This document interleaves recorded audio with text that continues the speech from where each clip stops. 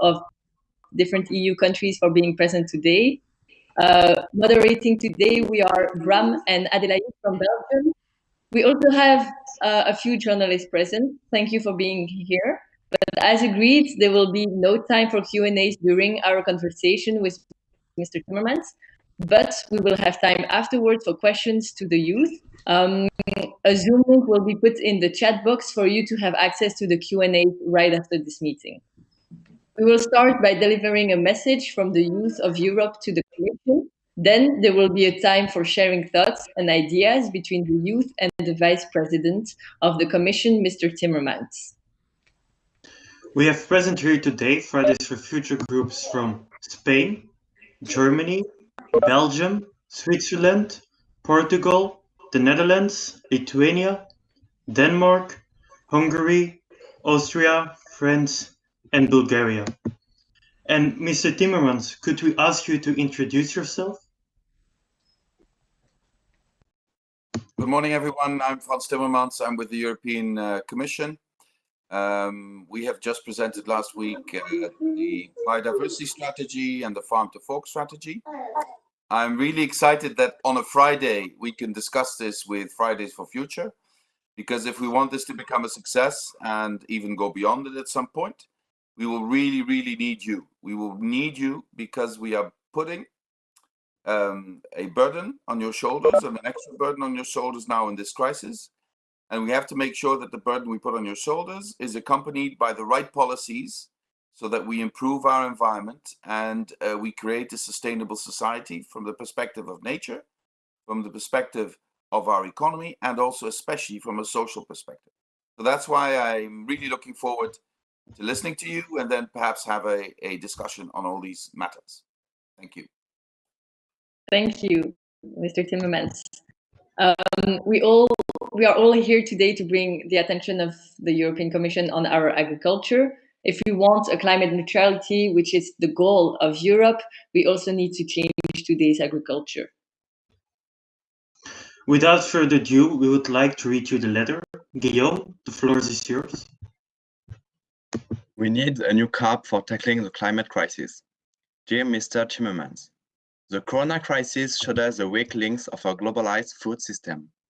European countries are struggling with a systemic reliance on food imports, poorly paid seasonal workers, globalized supply chain, and trade. Meanwhile, we are losing biodiversity every day. At least 10% of the total European emissions are caused by agriculture, and farmers are fighting for their survival. We, as European citizens, have it in our hands. With 55 billion euros each year, the EU Common Agriculture Policy, CAP, is one of the biggest subsidy programs in the world. That makes 114 euros per European citizen per year. We have to realize that the CAP is an essential element in solving the climate crisis. Over 3,600 scientists are calling on action on CAP. They declare that the EU agriculture reforms will fail to challenge the climate crisis and biodiversity loss and risk the future of farming. The irony is that agriculture could provide many solutions. Having production and consumption of animal products could reduce emissions up to 30%. Emissions could be rapidly reduced by restoring our peatland and soils. Negative emissions could be produced due to carbon fixation within our soils, as the Food and Agriculture Organization makes clear. The soil is our hidden ally in tackling the climate crisis. Agroecology and stopping pollution by pesticides can restore biodiversity. And above all, a regional, fair and livelihood-securing agriculture will tackle injustice and deliver a future perspective for farming. To support the key role of our farmers for the climate and our society, we must encourage them with financial guidelines for emissions reduction, biodiversity recovery, and soil carbon fixation in the CAP funds. The Fridays for Future movement across Europe demands a pathway to climate neutrality for the European Union's agricultural and food sector. We need to transform direct payments into payments for public goods. Public money needs to flow into the transition to sustainable, climate-friendly, and peasant agriculture. What we need is a new, evidence-based and just CAP. We stand behind farmers and agricultural workers, regardless of whether they farm organically or not. There is no transition without them. It is only by working together that we can make the change. EU politicians must now deliver the transition and help our farmers in Asia. It is not too late. It's time to act now. EU politicians must recognize that a great hope to combat the climate crisis and the collapse of biodiversity lies in agriculture, and the current CAP is on the verge of destroying it. We must empower our farmers as they are one of the greatest hopes we have.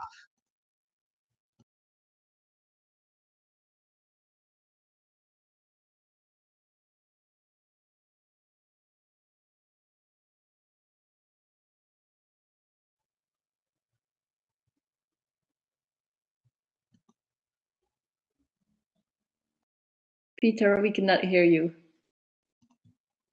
You could not hear me? Now it's better. The floor is yours. Excuse me. EU politicians must now deliver the transition and help our farmers and nature. It is not too late. It's time to act now. EU politicians must recognize that a great hope to combat the climate crisis and the collapse of biodiversity lies in agriculture, and the current CAP is on the verge of destroying it. We must empower our farmers, and as they are one of the greatest hopes we have.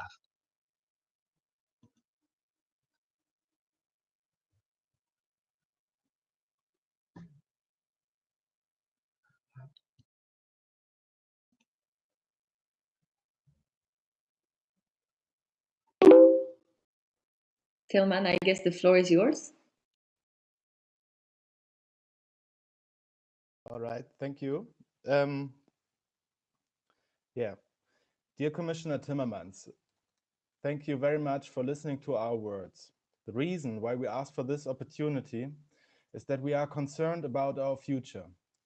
We realize that you do so too, as you are putting agriculture at the heart of the Green Deal, and that is a strong signal. Agriculture is the single largest threat behind overshooting the planetary boundaries. That means that agriculture is partly responsible for massive amounts of greenhouse gas emissions and the fact that we are living in times of the sixth mass extinction. The question of a livelihood securing future will be measured by the success of change in agriculture. The reduction of pesticide use by 50% until 2030, the support of carbon sequestration within the Green Deal, and the protection of 30% of Europe's sea and land that are serious steps to a just future. But we can't wait until 2050. We can't even wait until 2030 to have concrete and efficient reduction goals. We have to acknowledge that there's a change within EU's policy, but you're chasing the wrong target. The 1.5-degree goal sets a clear frame, and that is a carbon budget of 340 gigatons that we will deplete in the next 8 years. Agricultural emissions must be rapidly reduced within this time frame. Therefore, we need clear emission reduction targets within the carbon budget starting by 2020. And indeed, that is possible. We mentioned that in the letter. Agricultural emissions could be rapidly reduced, and above all, agriculture delivers one of the most promising opportunities to draw down carbon dioxide from the atmosphere. And that is a story of hope. With that vision, our farmers could become one of the greatest hopes we have. We have to empower them to make this vision come alive. But the current CAP proposal squanders this vision. The debate about the future of the CAP over the last 2 years showed that the lessons of previous errors have not been learned. The greening has showed once again that socially legitimizing the direct payments is impossible. That is confirmed by the European Court of Auditors. As scientists all across Europe demand, the exit of direct payments must come now. Fridays for Future is calling for the transformation of direct payments into payments of public goods. There's no scientific justification of the direct payments, and especially in times of COVID-19, we have to be serious about distribution of our public money. Too much time was wasted instead of creating a climate-just CAP. The clock is ticking. If we do not want to be surprised by droughts and floods every year, we need a new start in the CAP. The future in which we will comply with the Paris Agreement and the future into which the current CAP proposal will lead us are as far from one another than the man on the moon and his home planet. In fact, the current CAP proposal is not aligned with a Green Deal that is not efficient enough. The Commission has the opportunity to withdraw the current CAP proposal. Use this opportunity for the sake of a climate-just future. Thank you. Thank you very much. Mr. Timmermans, hearing this call from the European youth, could we hear your thoughts? Yeah, thanks a lot. And a lot of what was said is completely in line with my thinking, because you have a couple of messages. One is go ahead full force with farm to fork and the biodiversity strategy, cutting in half the use of pesticides, making sure pollinators get working again, and all these things that we are now proposing. The second message you give is see that the farmers become our allies in this, because we need the farmers and they need our support. That's also something I strongly believe in. The third message is reform the common agricultural policy more drastically, because otherwise it will not happen. Now, the risk is that the second objective, helping the farmers, and the third objective could clash if we don't do it right, because many farmers see the cap and even the present cap as their best protection to keep their income, etc. So we need to convince them that their future is better guaranteed with a sustainable agriculture, and that the common agricultural policy is indeed in line with the Green Deal. Now, the European Parliament has tasked the Commission to compare the Green Deal with the present common agricultural policy and then see where changes will be needed. Some of you mentioned the direct payments scheme. You know, too many of the direct payments don't go to the farmers or people who work on the land, but to big landowners. There is really a problem there that we need to fix. Also, we need to use what we then call technically the first pillar, where the direct payments are, to develop eco schemes. So you really help farmers move towards ecologically sustainable agriculture. This is also something we urgently need to do. And don't underestimate the role farmers can play in creating a greener society. You mentioned carbon sink. Our plan is to plant 3 billion trees, and to do this in a scientifically justified, ecologically justified way. We will need farmers and others in rural areas to be the stewards of this and the guardians of this. We will need, if you've seen our biodiversity strategy, we will really need to protect our biodiversity and increase our biodiversity. This is in the long-term interest of farmers, and farming is too much killing biodiversity now. It should be supporting it, and we have put plans on the table to realize that. Now, there was also made of the impact of farming on greenhouse gas emissions. In Europe, about 10% of greenhouse gas emissions is linked to farming. Of those 10%, 70% is linked to animal husbandry.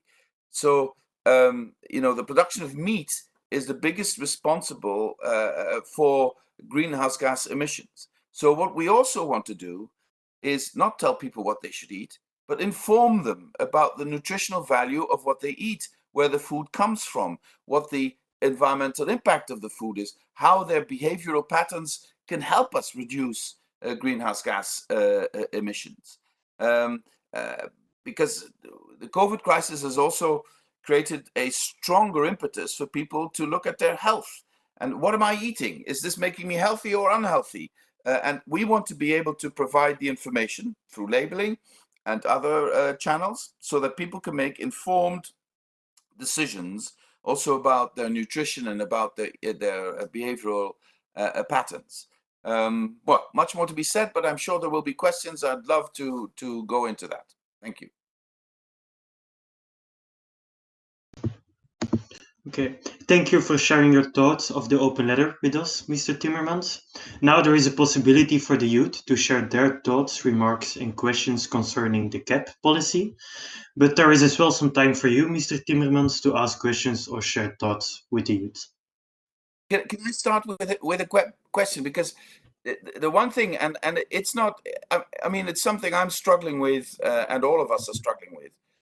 Traditionally, the Common Agriculture Policy was started because there was such poverty in rural areas in Europe, and there was a huge problem with food security in Europe.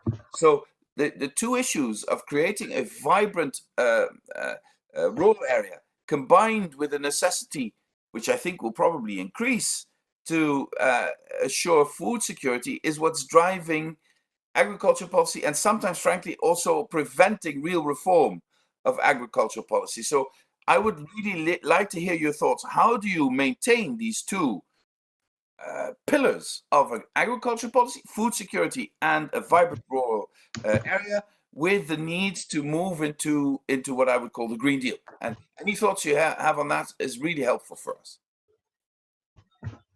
Yes, of course. Very good to mention. I think Julian had a comment. Yes, hi, Mr. Timmermans. Thank you for your time and being with us here. I have a comment on the previous things you said. I'm sorry, not to the question you asked before. I'm sorry, I do not agree with you that the current CAP is aligned with the Green Deal, because we had a call in March by 3,600 scientists, which are calling on action on CAP, and they saying that. And what do you think about that? What do you don't take this serious that 3,600 scientists are calling on action on the CAP? What are your thoughts? Thank you. Well, I did not say the CAP was in line with the Green Deal. I said, on the contrary, we have been tasked by the European Parliament to compare the present CAP with the goals in the Green Deal and then come with proposals to make sure the CAP is in line with the Green Deal. And we're in the middle of doing that. So don't get me wrong. I'm not saying the present CAP is in line with the Green Deal. Reforms will be necessary. I already mentioned the issue of direct payments not reaching always the people we want them to reach. Not farmers, not people working on the land, but big landowners. That's not the way you're going to create a better socioeconomic situation in rural areas, and not help farmers create an income so that they can make the change we need them to make. So don't get me wrong. I didn't say the present CAP is in line with the Green Deal. I said we are going to, tasked by the European Parliament, have to come up with ideas to bring it more in line with the Green Deal.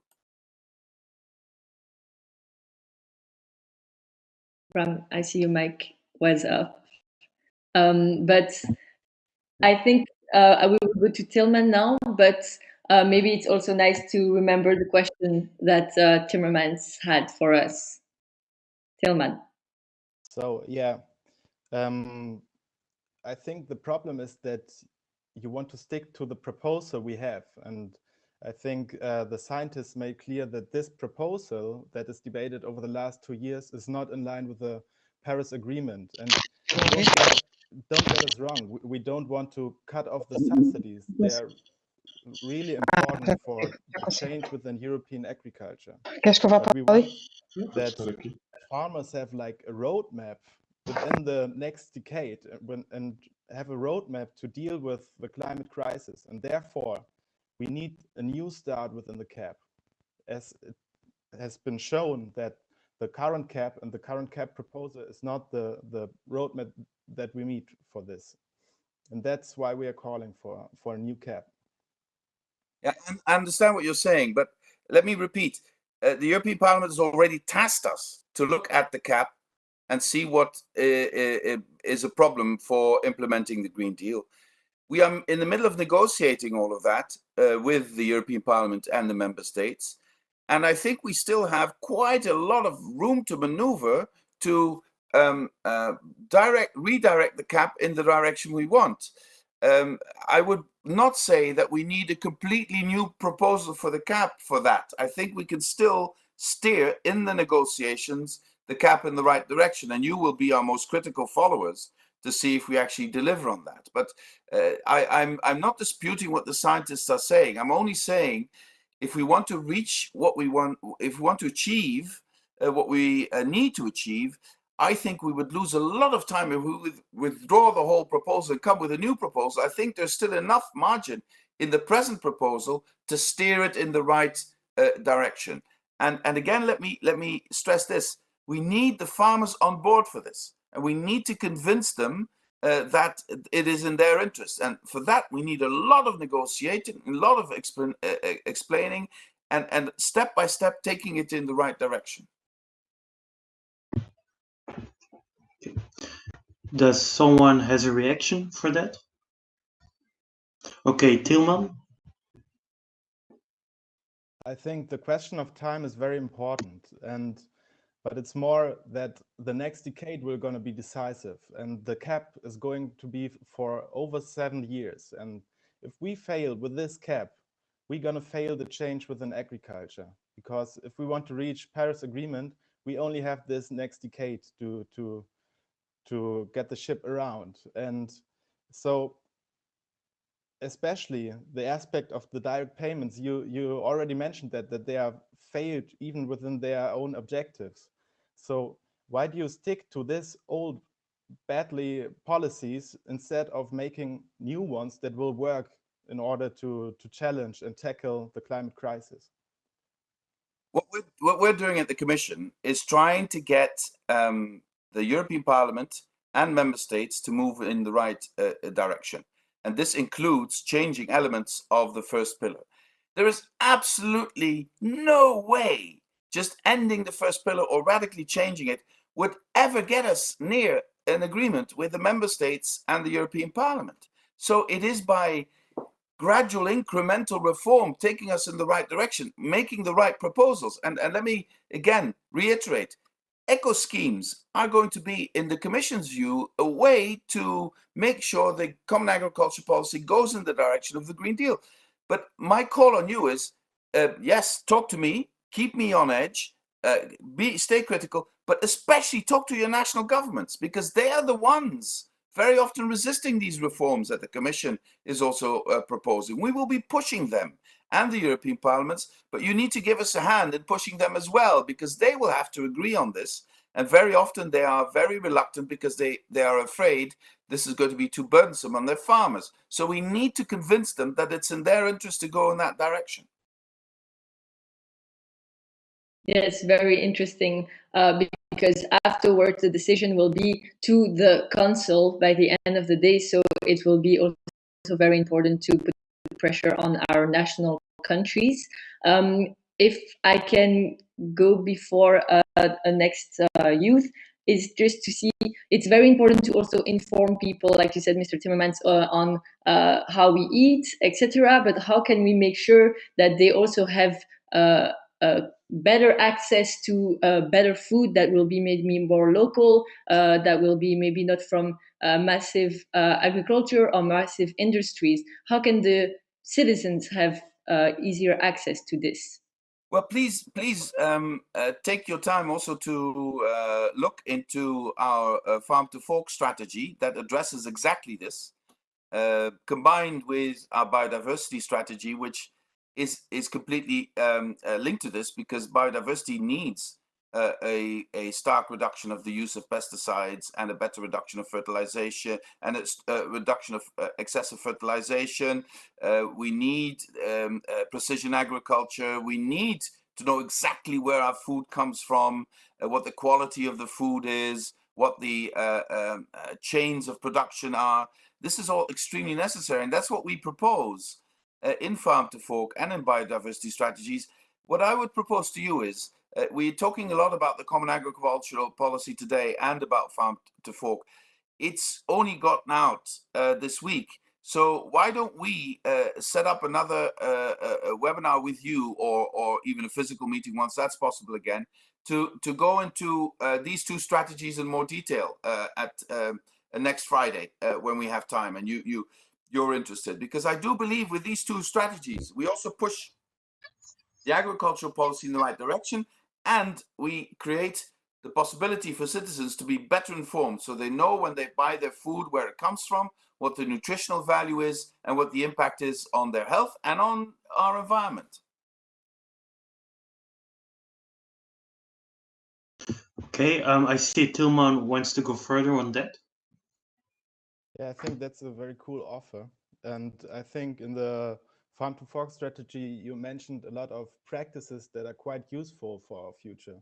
But once again, as the cap is so important, it makes like 40% of the Europeans' budget, and it's like the instrument for change. And if we look at the carbon budget that is that the Paris Agreement shows us, how do you think, how can we reach this carbon budget within the current cap proposal that we have? I think we still have, as I said, quite a large margin of maneuver in pushing the cap in the right direction in our dialogue with the co-legislators, meaning the European Parliament and the member states.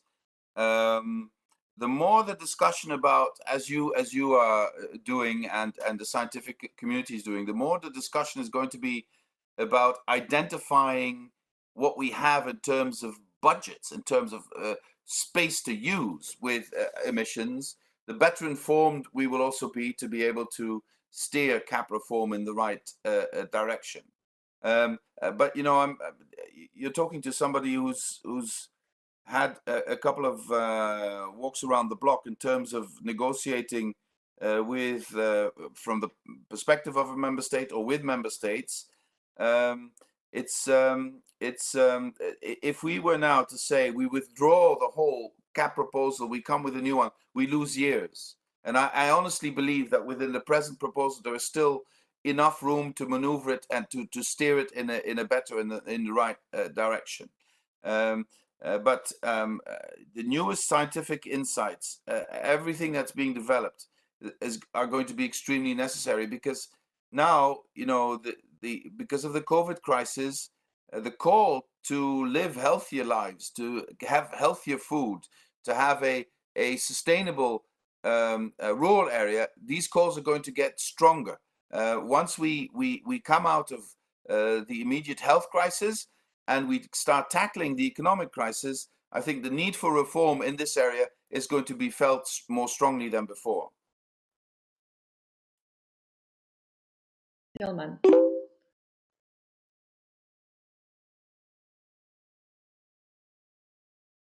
I think it's Julian.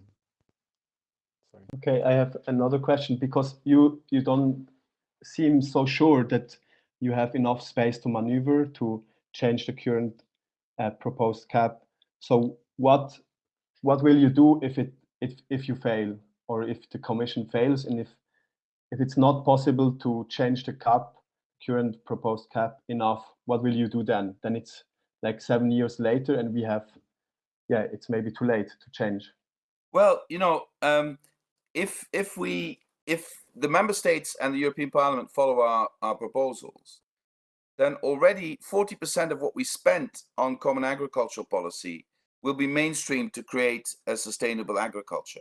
So I hope we can convince member states and the European Parliament to embrace that idea. That would already make a huge difference. I don't think failure is really an option. But we're not alone in this as Commission. We really need to convince a majority of member states and the European Parliament to go in that direction. I think the European Parliament is a bit in two minds because there are different interests there, but I think the majority of the European Parliament will support us to go into that direction.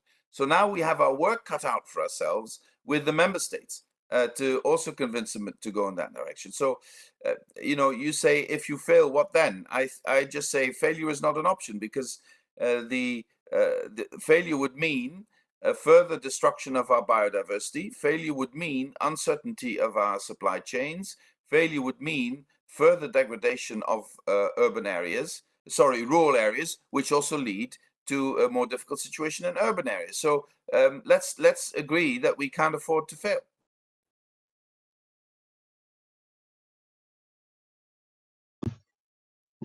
Okay, I see no further questions for the youth at the moment. maybe if someone still can ask a question, and then afterwards we can round off so that Timmermans has still time for his next meetings.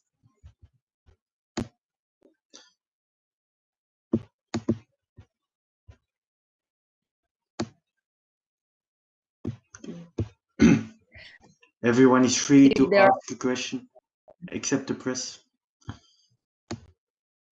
No? Otherwise, I think it's also very good to hear that failure is not an option, and also always good to take into account that now a plan is out, and we have to make sure that the Parliament and the Council does its job, and for that we are here. But it is also good to hear what the Commission's plan is, and to also hear from you. So thank you for your time. Guys, if you still have questions, don't hesitate to tell me. Otherwise, I think we can close it off here. We don't have to go into the 45 minutes if there is nothing else. And then that gives also a break to Mr. Timmermans before its next meeting. But the only thing I would like to say is let this not be a one-off, you know. This is very informative. We can exchange our views. It goes quickly. It works well, also technically, even if in the beginning it was a bit difficult. But I think let's make this a regular meeting, if that's okay with you, because it also helps me convince my colleagues and others, and it keeps you perhaps a bit better informed about what we're doing. We will take that certainly into account. I see Guillaume from France still has a last question. Thank you for your proposal. I just had one last question. Do you think the agricultural lobby will try to block the change in the CAP because they support the big farmers, and the big farmers are currently the one getting the direct payments? So do you think they will try to block the change in the CAP because the change won't be good for the big farmers? We've already seen different reactions from different parts of the farming community. In my experience, it's not just the big farmers, it's very often small farmers who are desperate because their income is so low and they are afraid about the future, who get sort of instrumentalized by the big farmers to protest. And at the end of the day, the ones who come out of this better are always the big farmers. And I think this is something that we really, really need to look into collectively. This is also a plea I have to you. This cannot be a strategy against farmers. This should be a strategy for farmers. You know, the world will need to feed up to 10 billion people, and we need to do it in a way that the world can sustain. And for doing that, we need sustainable agriculture that needs less pesticides, that needs less manure, that has to be more precise, that has to take nature conservation into consideration, and at the same time provide a decent income for farmers. That's a huge, tall order, but for that we need reform. And there will be those who will try and block the reform, but there are also those in the farming community who have understood that we need to do things in a different way. By supporting them, by also in this crisis unleashing more capacity for investment in ecological farming, in sustainable farming, by helping them also with new technologies, you know, so that they could do precision agriculture helped by 5G and other technologies. That's how we can get into the right direction. But please don't make this a fight from people who protect the environment against farmers. Then we will all lose. Of course, I think the goal is always to unite if we want to do this transition right. I see that Julian had a last point. Yes, I agree with you that we have to be with the farmers, and that's also our goal. We consider ourselves friends of farmers, but with the current cap, you see it. Every day there are more and more farmers, they quit their jobs, and also for example, in Romania, there are farmers, they don't receive any subsidies because they are too small, and there are a lot of problems. And I'm still sure that with the current proposed cap, it will be not possible to have it in a good manner, that we have a climate neutral future, and that we can that we don't have to worry about our future anymore. I think we have to really change the current proposed cap.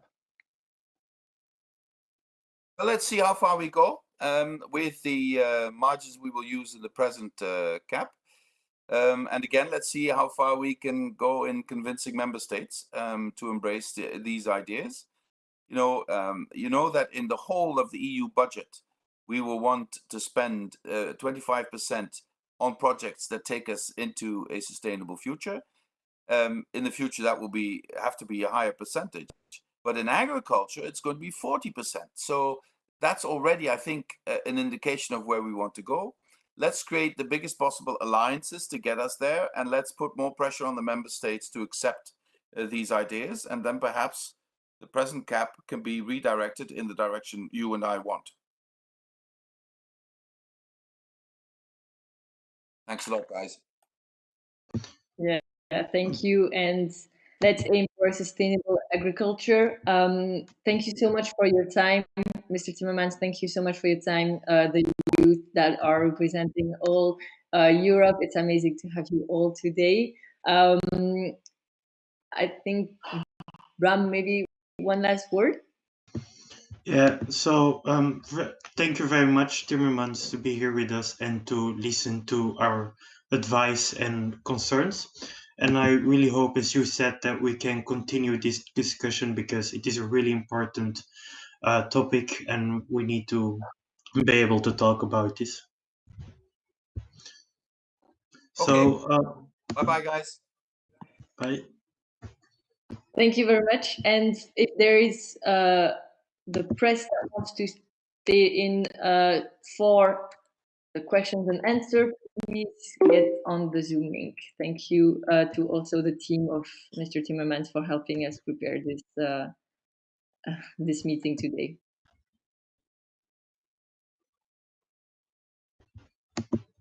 Great. I think Mr. Timmermans is out of the call. And I see the call is still going on until I think 45. So now, if there is any press questions, we will stick into this call until 45 and see if that's enough time or if we need to go to the next Zoom call. If there is any press questions, it is the time now. You can put a star in the chat box or unlock your microphone. The floor is yours. Yes, hello. Hi. Hi, we can hear you. Yes, I'm Nicolas Gubert. I work for AFP, Agence France Presse.